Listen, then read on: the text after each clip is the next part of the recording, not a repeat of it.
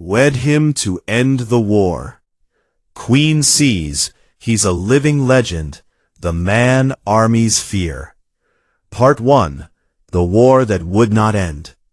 The war had been going on for 11 years.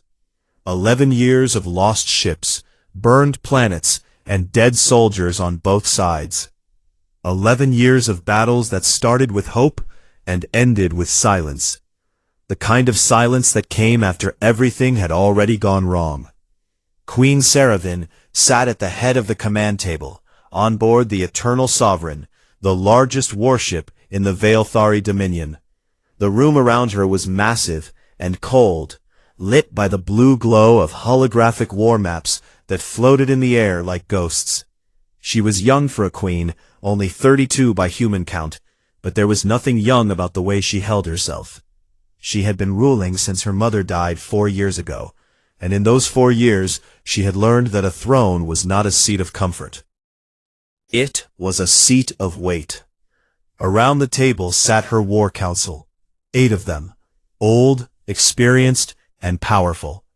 They had fought wars before this one and won most of them. But right now, not one of them could look her in the eye. She looked at the holographic map in front of her. 3 fleet markers had turned red in the last 30 days. Red meant destroyed. 37 ships, over 40,000 Veilthari soldiers, gone. She leaned forward slowly. "Tell me," she said, "how this happened again." No one answered right away. Her intelligence chief, an elder named Dreth, was the only one in the room who did not seem afraid of her silences. He was old, older than anyone else in that room, with silver plating along his neck and jaw that came with age in their species. He had served her mother and her grandmother before that. He understood war the way most people understood breathing. And right now, even he looked troubled. "It was the same variable, my queen," Dreth said. He tapped the table, and a new file opened in the air between them. A human file.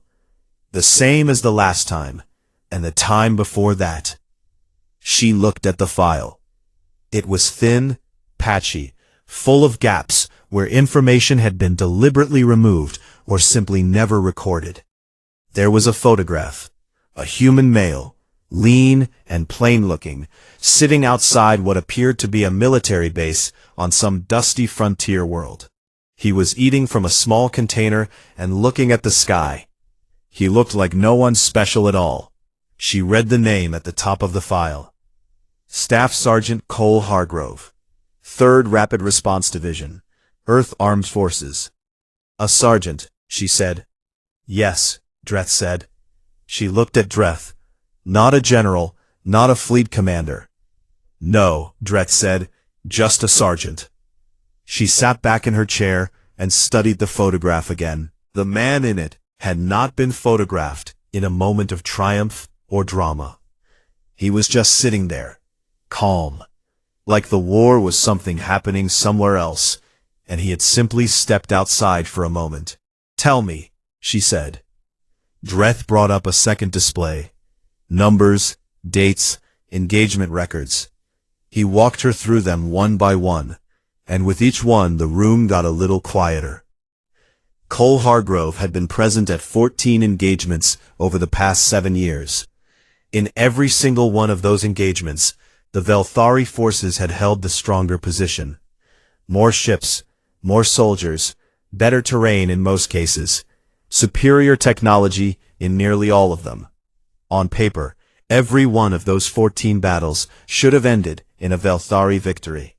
14 losses. 14 times, the numbers had not mattered. "He turns battles," Dreth said simply. "We do not fully understand how. He does not command large forces. He does not use technology that our analysts can identify as unusual. He simply appears, and things change." One of the elder generals across the table made a dismissive sound. "One soldier cannot do this. The intelligence is flawed." Dreth did not look at him. He kept his eyes on the queen, and slid a third datapad across the table toward her. "Casualty reports. withdrawal orders, psychological assessments filed by our own field commanders after those 14 engagements. She picked it up and read. The reports had been written by 17 different Vilthari officers across different divisions, different fleets, different theaters of the war. None of them had known about the others when they wrote their reports, and yet a single phrase appeared in all of them, translated from multiple Vilthari dialects into the common tongue. The pale ghost was there. Then she set the datapad down carefully. "What do the humans call him?" she asked. "Cole," Dreth said. The general across the table leaned forward. "My queen, this is pattern recognition applied to coincidence. We are a civilization that has crossed 6 star systems. We do not lose wars because of one human ground soldier." Saravin looked at him for a moment. Then she looked back at the photograph. The man named Cole was still just sitting there, eating his meal, looking at the sky. There was something in his eyes that she could see even in a low-resolution photograph from an intelligence file. Not fire, not fury, something quieter than both, something that looked strangely like patience. 14 engagements, she said quietly. Every time, same result. Either our military intelligence is the most consistently wrong it has ever been in the history of this empire, or this man is exactly what the reports say he is. Nobody answered. "I want everything," she said. "Every record that exists on Cole Hargrove, everything the humans have filed about him, everything our own observers have noted, every after-action report that mentions his name or the name the soldiers use for him. I want his history, where he came from, why he enlisted, how he thinks." She stood up, all of it, on my desk before the next cycle. Dreth nodded once. "It will be done." She dismissed the council and stood alone at the war map after they left. The red fleet markers floated in the dark air above the table. 40,000 soldiers, 3 fleets, gone. She looked at the photograph one more time before she closed the file. One man, sitting on a crate, eating a meal, looking at the sky. She did not sleep that night. She sat at her desk and read everything Dreth's division pulled together. She read about a small town in a place called Wyoming. She read about a 19-year-old who had walked into an enlistment office with no college and no plan, just a quiet certainty that this was what he was supposed to do. She read about 3 separate official reports that had declared him killed in action. She read about the soldiers who followed him without being ordered to. She read until the amber light of Vareth Saloon's distant sun began to filter through the viewport of her chamber. Then she closed the file, sat for a moment in the silence of early morning, and made a decision. Her council would call it madness. She was already certain that history would call it something else. H1, wed him to end the war. H2, Queen sees, he's a living legend, the man armies fear. H3, Part 2, The Ghost with a Name. HR, Lieutenant Dana Reeves had heard the stories long before she ever got anywhere near the 3rd Rapid Response Division. She had heard them at the academy. She had heard them from veterans at her first posting on a supply station near the Outer Belt. She had heard them whispered in mess halls and spoken plainly in briefing rooms, always in the same tone, that careful tone people used when they were talking about something they had not seen themselves, but believed completely anyway. The stories were not all the same. Some of them were probably exaggerated, but the shape of them was always consistent. There was a soldier in the 3rd Division. He had been declared dead 3 times. He had walked out of situations that should not have had any walking out of. Entire battles had turned because of things he noticed, things he said, small adjustments he made that somehow changed everything. The Vilthari called him something in their own language that translated roughly to the pale ghost. His own people just called him Cole. When Dana got her transfer orders to Calder's Ridge, she felt something she was not proud of. She felt excited, not about the assignment, about the chance to see for herself whether the stories were real. She arrived on a gray morning.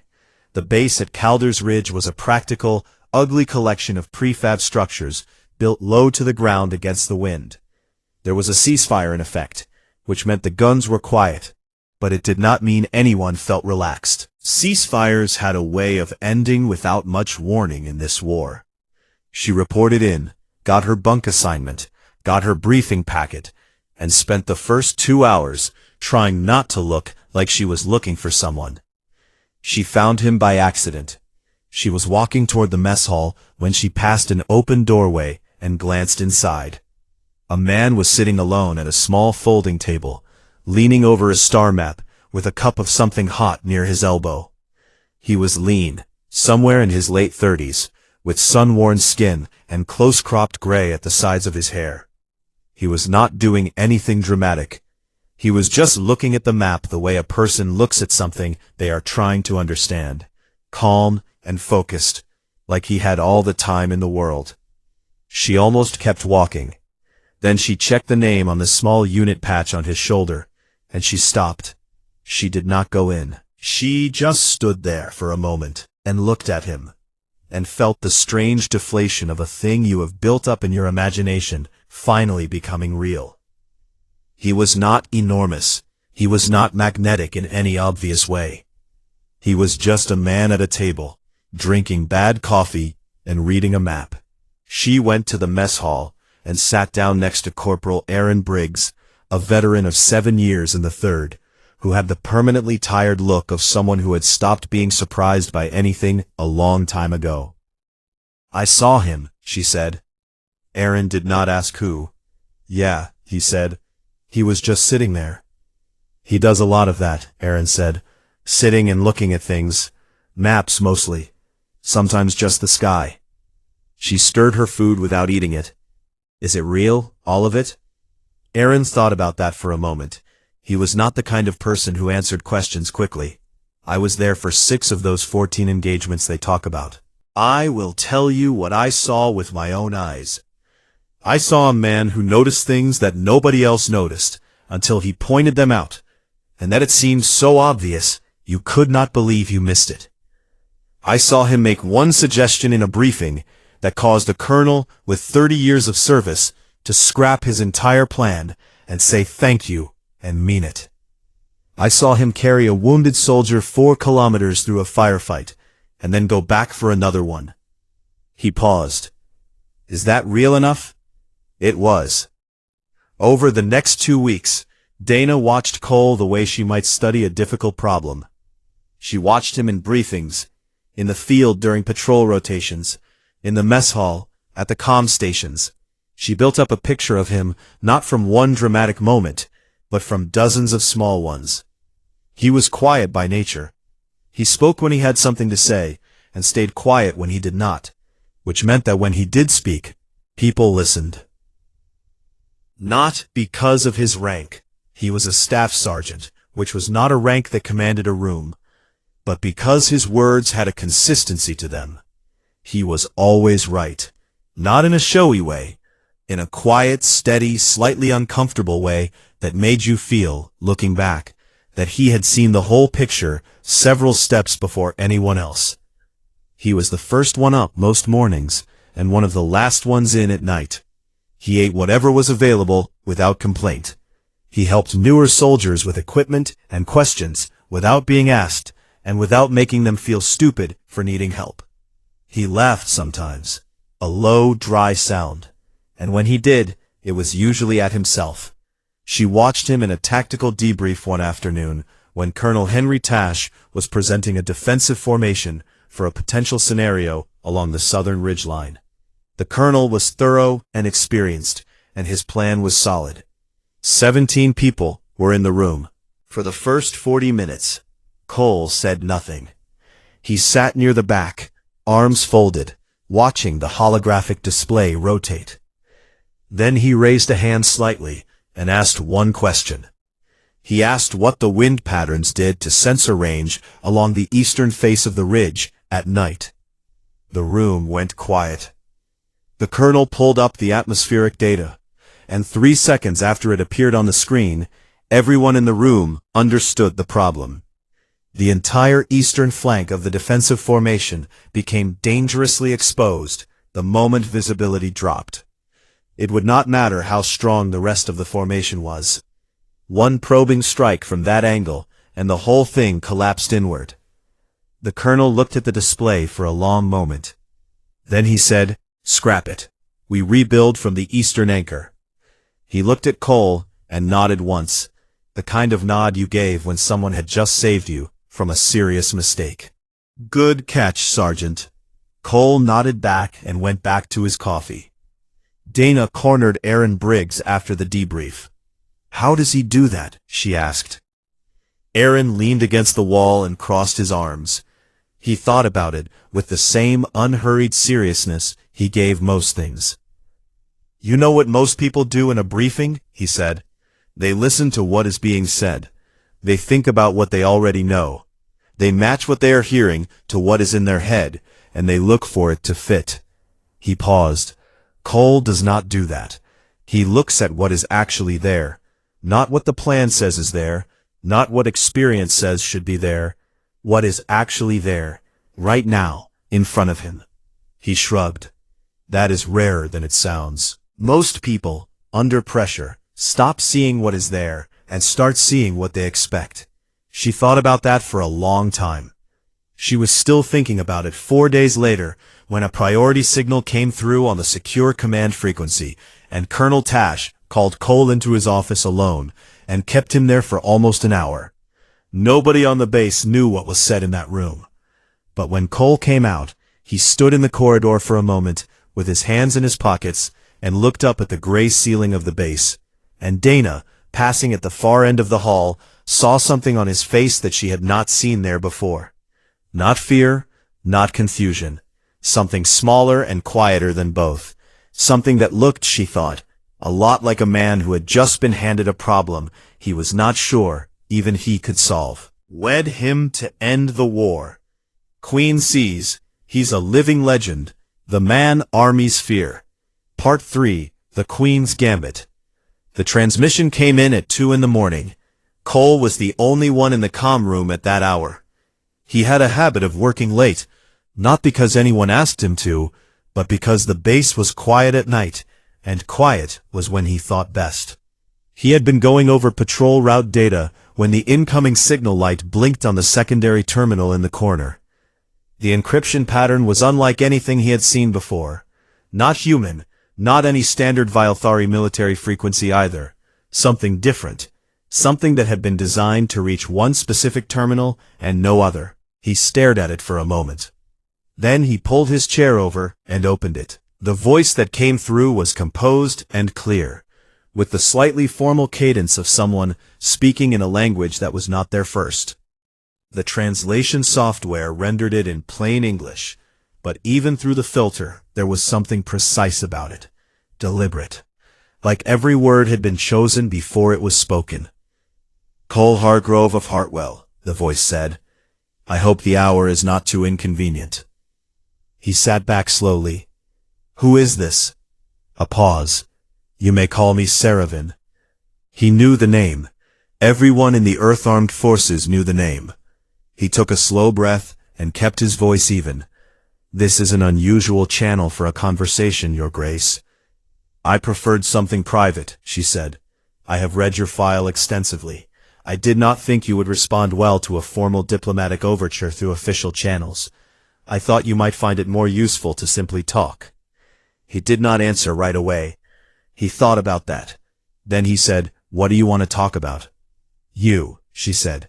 "And perhaps, eventually, the war." He had expected demands, possibly threats, some version of a power move dressed up as conversation.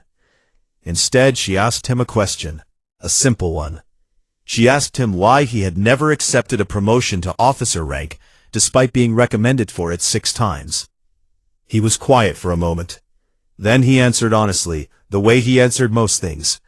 He told her that the best thing he did was stand close to a problem. Rank moved you away from problems, put layers between you and the real shape of things, and that he was not willing to trade the one thing he was actually good at for a title and a bigger room. Silence on her end. A longer silence than he expected. "I have never heard it described that way," she said finally, "but I understand it." He found that he believed her. She contacted him again the following night. The conversations were strange at first.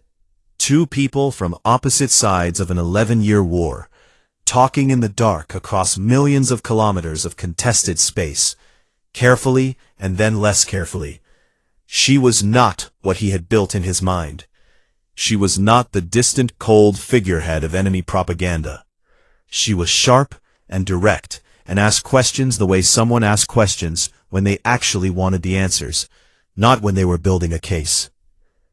On the third night she asked him what he thought the war was actually about at this point. He thought for a while. Then he said he thought it had stopped being about anything specific around year 4. That it had become its own reason to continue. That both sides had too much invested in it to find a way to stop, without someone losing face in a way their people could not accept. She was quiet. "Yes," she said, "that is the most honest description I have heard." "What about you?" he asked. "What do you think it is about?" She told him. She told him in plain language, without the careful diplomatic coding he expected. The war had started under her mother's reign, built on faulty intelligence and the pressure of political factions that had needed a common enemy to stay unified. By the time the intelligence was proven wrong, too many Valthari soldiers had died for the truth to be politically survivable. So the war continued, because stopping it meant admitting what it had been from the start. He listened without interrupting. "That sounds familiar," he said, when she finished. "I imagine it does," she said. On the fourth night she was quiet for a while before she spoke. He had learned by then that her silences were not empty. They were the spaces where she built what she was about to say. "There is a law in Valthari imperial tradition," she said. "Very old, almost never used in modern times. It is called the right of sovereign bonding." She explained it clearly and without decoration. Under the law, a reigning queen could end a conflict not through military conquest, but through the act of choosing a partner from among the enemy people. The right legally elevated that person's entire civilization to protected status under the Dominion. It ended the state of war. It placed humanity under the legal shield of the Valthari throne, which mattered, she explained, because there were 3 other Valthari factions currently waiting on the edge of the conflict. If her forces stood down alone without a binding agreement, those factions would move within the year. She let that sit in the air between them for a moment. "I want to invoke that law," she said. "I have given it more thought than I have given anything in my life. It is the only path I can find that ends this cleanly and holds. I want to invoke it with you." Cole sat very still. Outside the comm room, the base was quiet. Somewhere down the hall, a door opened and closed. A distant wind moved across the landing strip. He was aware of all of it with the same clear attention he brought to everything, and none of it was helping him figure out what to say. "You know I am a sergeant," he said. "I know exactly what you are," she said. He brought it to General Laura Voss the next morning. She was a compact, straight-backed woman who had been commanding forces in this war since year 2, and who had the look of someone who had been surprised by things before, and had decided a long time ago that surprise was not useful. When he finished, she sat behind her desk and looked at him for a long time. "She wants to marry you," Voss said. "Essentially, yes. To end the war. And to legally protect human space from the other factions." Another long pause. "And you believe she is serious?" "Yes," Cole said, "I do." Voss reached across her desk and opened her comm panel. "I need a secure line to Earth Command," she said. "Priority 1. She glanced at Cole. "Sit down, Sergeant. This is going to take a while." The next 72 hours moved fast and loud. Earth Command convened an emergency session. Politicians argued. Military strategists ran projections. Ethicists debated. Lawyers dug into the history of alien sovereign law and came back with cautious confirmations that the right was legally binding across the Dominion. Meanwhile, on the Vilethari side, the news reached the elder generals. Their response was immediate and angry. Two of them publicly called the Queen's proposal an act of cultural betrayal. One issued a direct warning. If she proceeded, they would challenge the legitimacy of her reign. Saravan received their warning and sent back one line. She had noted their objection. Cole read the transcription of her response in a briefing room on Calder's Ridge, surrounded by generals and diplomats and intelligence officers, all of them still arguing. Then he set the paper down and looked at the wall. He thought about a woman who had called him at 2 a.m. through an unofficial channel, because she did not want layers between herself and the real shape of things. He thought about 4 nights of plain and honest conversation across the dark. He thought about the photograph in a Vilethari intelligence file. A man sitting on a crate, looking at the sky, in a war that had already gone on for 11 years. He thought about what stopping it might actually cost. Then he picked up his pen and signed the authorization for the diplomatic mission. Wed him to end the war.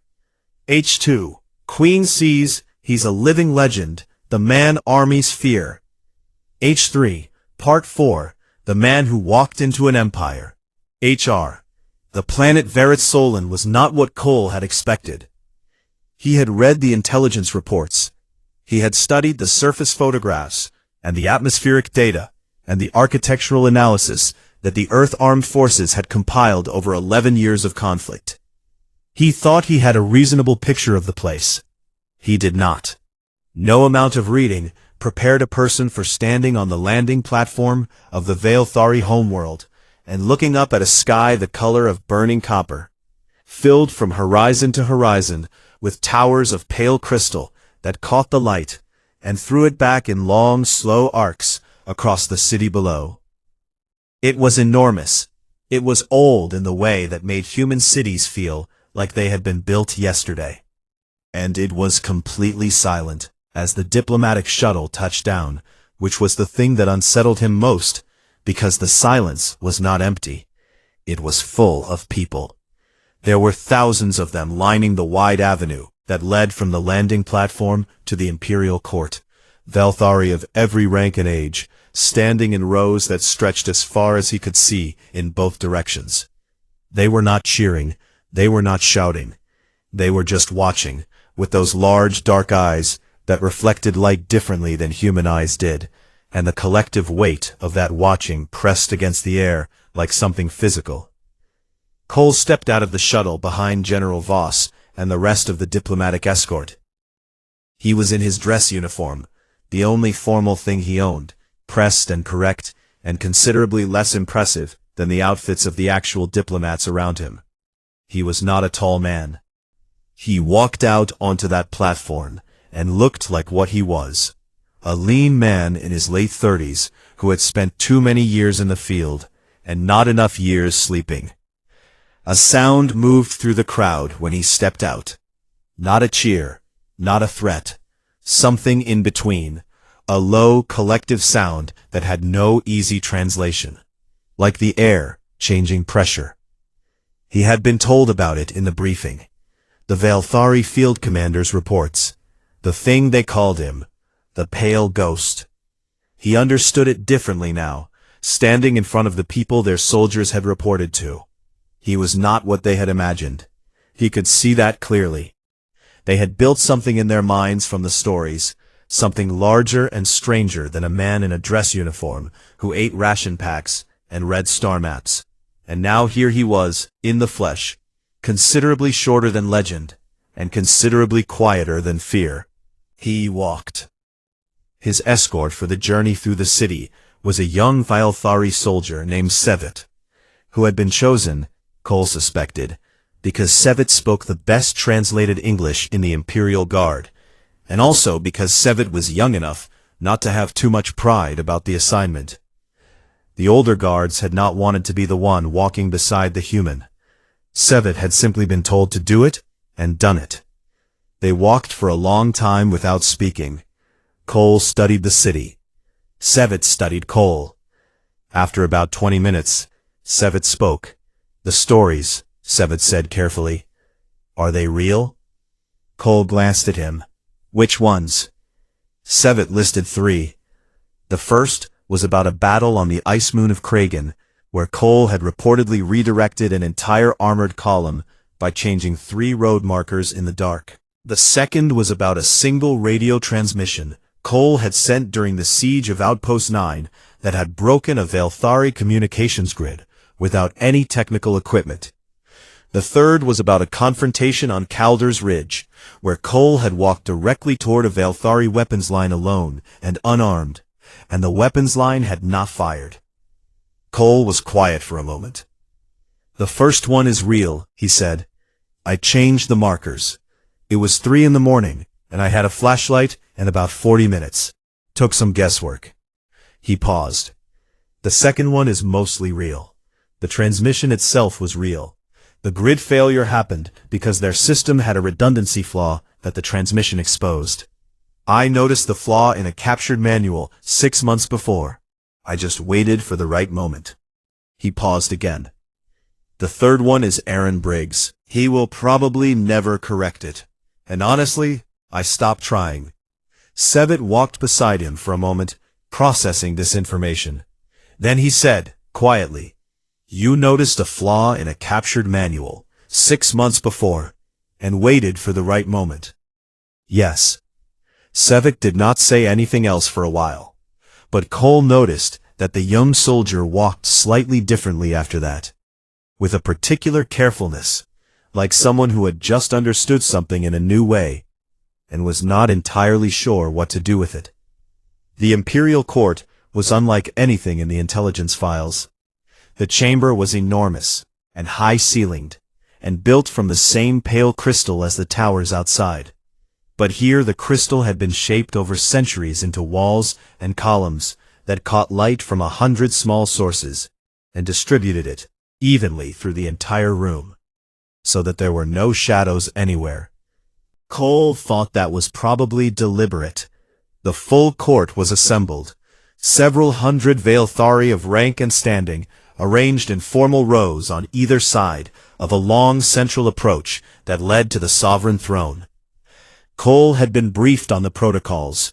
He walked the approach at the required pace, stopped at the required distance, and waited. Saravan was not what the file photograph had prepared him for either. She was composed. That much was exactly as expected. She wore the formal robes of the imperial line, layered and structured and clearly heavy, and she sat in the sovereign throne with the kind of stillness that came from years of practice at being watched. She was, by Velthari standards, young and striking, with the pale blue banding along her jaw and temples that marked the royal line, and eyes that were dark and very direct. Protocol required that he wait to be formally addressed.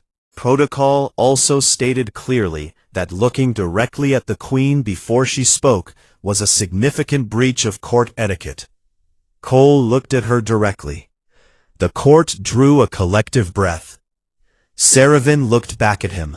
A silence stretched between them that felt, to everyone watching, like something important was being decided without words. Then she said in the common tongue, "You are shorter than your file suggested." Cole said, "Your file did not mention a sense of humor." Nobody in the court moved. Dreth, standing to the Queen's right, looked at the floor with the expression of a man who was choosing very carefully not to have a reaction. The corner of Saravan's mouth moved in something that was almost, but not quite, a smile. "Welcome to Vareth Saloon, Cole Hargrove," she said formally. "We will begin the proceedings at first light." Cole had memorized every step of it, from the documentation Dreth had sent through the diplomatic channel, and he moved through each element with a seriousness that surprised the court observers, who had expected confusion or resistance. He made no mistakes. When he made the formal declarations in the old Velthari ceremonial language, phonetically learned, clearly and carefully pronounced, there was an audible reaction in the court that his translator described as something between respect and disbelief. The second night, it fell apart. Word reached the Queen's chambers near midnight. 3 of the dissenting elder generals had gone public with their challenge. They had assembled a faction of military loyalists and broadcast a statement to every Veiltari news channel, declaring the bonding rite invalid and the Queen's judgment compromised.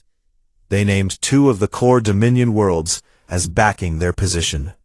They gave Seravan until sunrise to stand down. Cole was not in the throne room when the message arrived. He was in the outer communication annex. He had been there for 6 hours. When word reached him, he walked into the throne room where Seravan was standing with her advisors, all of them talking over each other. And he set a datapad on the sovereign table and waited for the room to go quiet. It went quiet. 3 commanders inside the rebel faction will switch sides if approached correctly, he said. I have their names. The generals are depending on supply lines through the Varath outer stations. Those can be cut without military action by rerouting 2 civilian freight contracts. The faction's support on the named worlds is thinner than the broadcast suggests. The generals know it too, which is why they gave a deadline. They need this resolved fast. If it is not resolved fast, the coalition falls apart on its own. Seravan stared at him. What they are most afraid of, Cole said, is that this works. That the war ends and their reason to exist ends with it. That is the real threat underneath all of this. He paused. So we let it work, visibly, completely.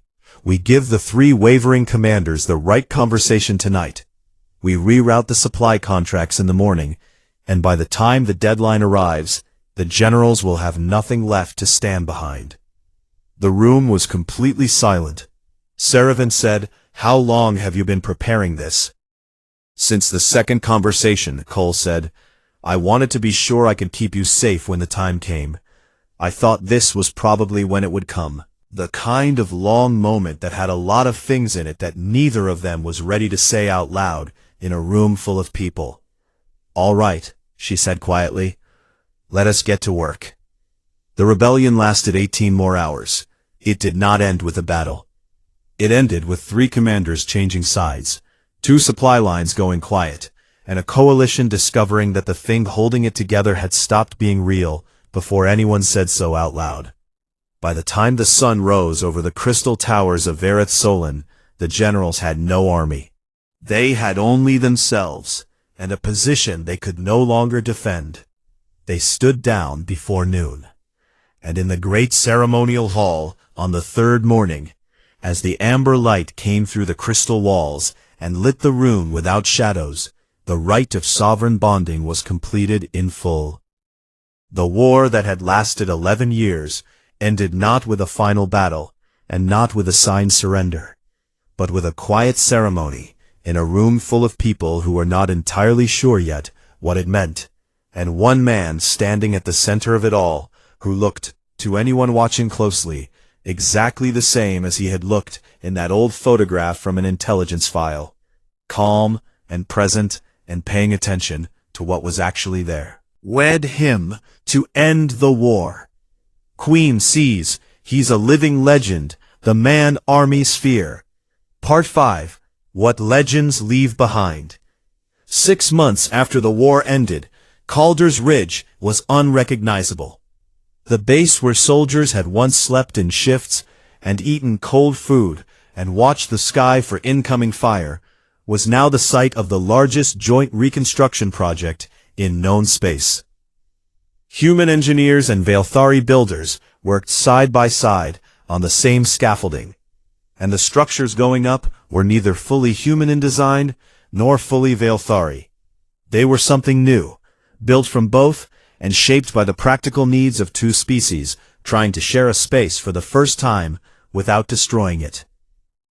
Captain Dana Reeves stood at a window in the Joint Coordination Center and watched a crew of mixed workers assemble a communications relay tower below. She had been promoted 3 months after the bonding ceremony, assigned to the new council as a liaison officer, and she had spent those 3 months learning more about Valtari administrative structure than she had ever wanted to know.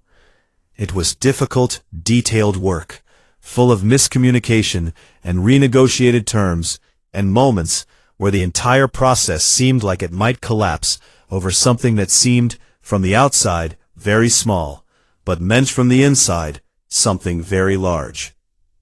It was, she had decided, worth it. She was reviewing a logistics report when the door opened and Cole walked in. He looked as he always looked, like someone who had just come from somewhere else and was already thinking about the next place. He had a cup of coffee that she was reasonably certain was terrible, and he was carrying a small stack of reports under his other arm. No uniform insignia, no formal rank marker. 6 months of the most important peace negotiation in human history, and he had still not accepted the promotion that Earth Command had offered him 4 separate times. She had stopped being surprised by that. The Valhari engineering team has a problem with the water reclamation specs on level 4, he said, setting the reports on the table. The flow pressure conversion between their standard and ours is off by a factor that sounds small, but compounds over volume. I marked the page. She looked at him. Good morning to you too. He glanced at her, the dry, low sound that passed for his laugh. Morning.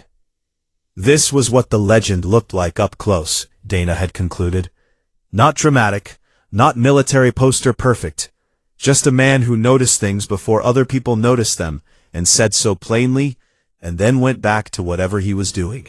She had watched him in council sessions where senior diplomats from both civilizations were struggling with a deadlocked issue, and she had watched him ask one quiet question that reframed the whole thing and opened a door nobody else had found. She had watched Valthari officials who had hated humans a year ago speak to him with a careful, studied respect that they could not entirely explain and did not try to. She had also watched him eat bad food without complaining, carry other people's boxes when his hands were free, and spend an entire afternoon helping a young Valthari technician recalibrate a sensor array because the technician was embarrassed to ask anyone else. The legend was real. It was just built out of smaller pieces than the story suggested. She was about to go back to her report when a knock came at the door. A young human soldier stepped in. He was new. She could tell by the way he held himself, that particular combination of trying very hard to look like he was not trying. His name tag read Dunn. He looked at Dana, then he looked at Cole. Something shifted in his posture. Sorry to interrupt, sir, he said to Cole. I have a rotation posting to the Valthari border world Salaf next week. First time working a joint peacekeeping post. I was told you might be here, and I just wanted to ask if you had any advice. Cole set down his coffee. He looked at the young soldier for a moment, with that same steady attention he gave everything. He did not rush the answer. Pay attention, he said. Dunn waited for more. Not to what your training says to expect, Cole said. Not to what you are afraid of. Not to what the briefing told you would find. To what is actually there. The people, the environment, the mood of the room you walk into. What is actually happening, not what you think should be happening. He paused. Most problems exist because someone stopped looking at what was really there and started looking at what they had already decided was there. You can prevent a lot of problems just by keeping those two things separate. Dunn was quiet for a moment. Then he nodded, once, in a way that suggested he was storing it carefully. Thank you, sir. Good luck out there, Cole said. Dunn left. Dana watched the door close. You know he's going to repeat that to every person he meets for the next 10 years, she said. Probably, Cole said. He picked up his coffee again. Hopefully it actually helps him. She turned back to her report. Then she said without looking up, Aaron Briggs sent you something. When? Cole stopped. This morning. I forwarded it to your personal terminal. She kept her eyes on her work. He said it was important. Cole left the coordination center and found a quiet corner of the station near one of the observation decks. He pulled up his terminal. Aaron's message was short, which was exactly how Aaron communicated. He had never been a man who used more words than a thing required. The message read, "I told you that you were not built for paperwork. I was wrong. Turns out you are built for whatever needs doing. You always were. Take care of yourself, Cole, and take care of her. She seems like someone who deserves to be taken care of by someone who is actually paying attention. Briggs." Cole read it twice. Then he put the terminal away and stood at the observation window for a while. He heard the door behind him open and close.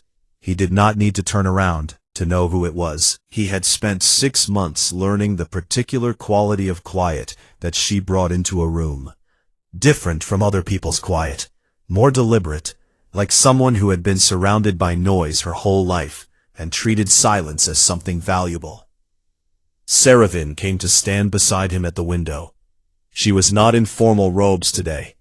She wore something simpler, which she had started to do more often in recent months, and she looked in those moments considerably less like an empress and considerably more like herself.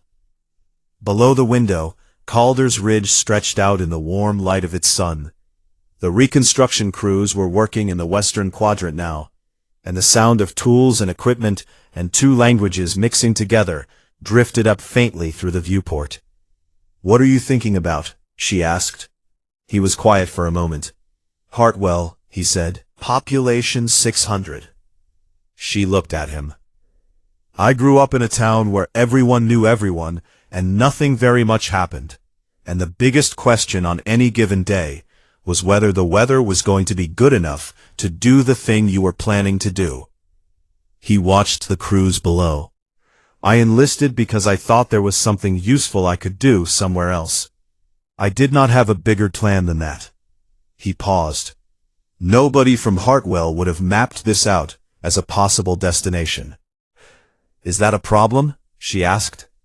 He looked down at the planet that had once been a battlefield.